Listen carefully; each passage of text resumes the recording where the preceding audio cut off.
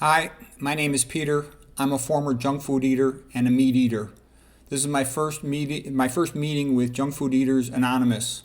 I got fat in my 30s and my family mocked me, which motivated me to learn about nutrition and lose weight. I thought I knew nutrition, but I obviously didn't. I thought I'd studied in school because I was fat. Denial ain't just a river in Egypt. Faith without works is dead. When I was young, I thought meat was good. In my 20s, I was told that red meat was bad, but chicken, turkey, and fish were good. And of course, I thought dairy was good. Everybody learned that in school. I always thought of vegetarians as a bunch of, lefty pinko, commie, airhead, scumbags, wimpy guys, draft dodgers, long-haired, pot-smoking, Grateful Dead, tie-dye shirt wearing, sandals, type of dudes. Then I heard of the Seventh-day Adventists, their founder Ellen White, religious vegans, sort of like the ancient Greek Pythagoreans, and I thought they were kind of crazy but harmless. Then I saw Dr. McDougall lecturing about how bad milk was, and I thought this guy's like some type of religious zealot, kind of crazy, modern John the Baptist. And I made jokes about him baptizing people with oat milk. And I saw these animal rights vegan people, and half of them were sort of low self-image fat chicks dressed like goths, with their eyebrow pierced and their, tie-dyed hair. And I kind of figured they were eventually going to shave their heads, get tattoos, and become lesbians. So that didn't impress me.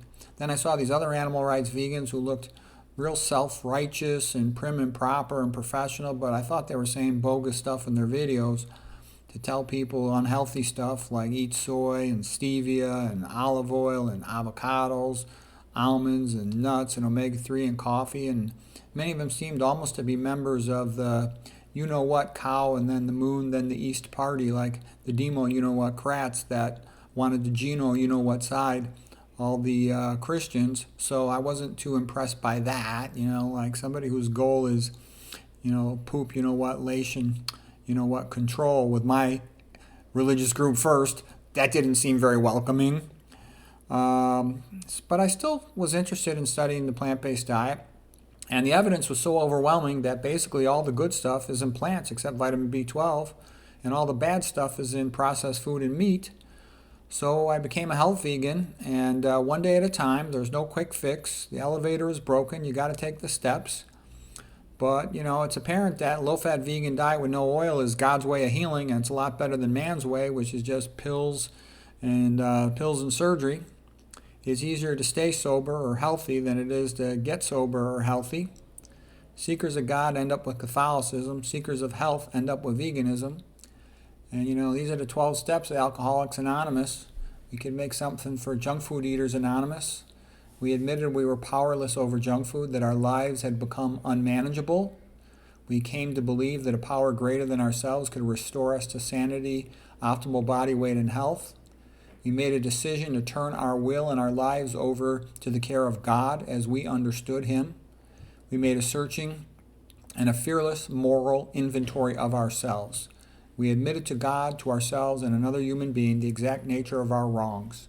We were entirely ready to have God remove all those defects of character and humbly ask Him to remove our shortcomings, to forgive us in a sense. We made a list of all the persons we had harmed and became willing to make amends to them all. We made direct amends to such people whenever possible, except when to do so would injure them or others. We continued to take personal inventory, and when we were wrong, to promptly admit it. We sought through prayer and meditation to improve our conscious contact with God as we understood Him, praying only for knowledge of His will for us and the power to carry that out. Having had a spiritual awakening as a result of these steps, we tried to carry this message to alcoholics, to other junk food eaters and meat eaters, and to practice these principles in all our affairs.